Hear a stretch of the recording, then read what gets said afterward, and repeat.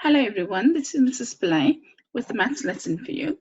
Today we're looking at money and solving two-step word problems in the context of money.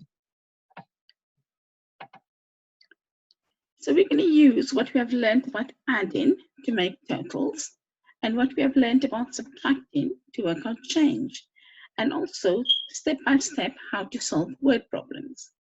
So what strategies have we learned so far when we are adding and subtracting? So I know we've used 100 square, we've used blank number lines, numbered number lines also, and we've also used counting on in our head and maybe counters. So if you think those are easier to use, you may try using those. We must also remember to use rucksack to work out word problems step by step. So the word problem we are going to look at has two parts to it. First, we have to add what is being spent to find the total. Then we have to work out the change from the amount of money that is being paid. So Lily has £1. She buys a chocolate costing 45 pence and a drink for 27 pence. How much money does she have left? First, we need to work out how much money Lily is spending. So we need to add those two amounts. Then we have to work out the change from the £1 which she has with her. So I've read the problem. Now we underline the key words and numbers. So underline £1, 45 pence and 27 pence. And then the word I've underlined is left, because when we get to the end, the last step is about checking the answer. Have I answered the question? So when I write my number sentence with money, please remember to put pence notation. It's really, really important. So I'm saying 45 pence, add 27 pence.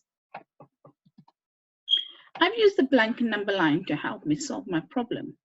And I know when I'm adding, I'm putting my first number down on my number line, and I'm adding on the second number.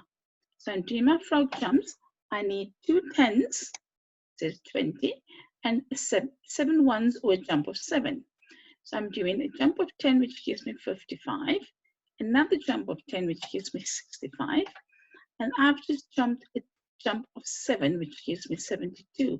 So you could put 65 in your head and count on 7 to get your answer of 72. So I've remembered to put my notation down for my answer as well. And I've got my first part of my problem solved. Now I need to look at the second part, which asks me, how much money does she have left? A really important point to remember is that £1 is equal to 100 pennies. That will help it make everything easier for you when you're working with money. So if I've got £2, it will be 200 pennies. Now, when we subtract on a number line, we always start with the smallest number on the left-hand side, and we put our largest number on the right-hand side. So I've got 72 and I've got 100, because those are the numbers in my number sentence. Again, I've remembered to put my notation, pound notation, and pence. Now, when I'm adding on, I want to target my next 10. So I'm saying 72, and I know 8 plus 2 gives me 10. So I'm making a jump of 8 to give me 80, and then another jump to give me 90, and another jump of 10 to give me 100, because that's where I'm stopping. And when I add it for the answer, we need to count the frog jumps. So I'm counting 10, 20, 28, and I write my answer, put my pence notation down. So we can see that Lily has 28 pence left. So we know that we've answered the question. It said, how much money does she have left? And we know it says 28 pence. Now, when you're doing a two-step word problem, be very careful and make sure that you're first completing the first step and getting an answer, and using that answer in your second step to help you work out the second part of your problem. Remember, when you're doing a two-step word problem, you must do it one step at a time so that you work out both parts of the word problem. Remember to use the strategies we have learned over the past few weeks for addition and subtraction. Have a look at those videos to remind you if you are not quite sure. So till next time, take care and keep safe.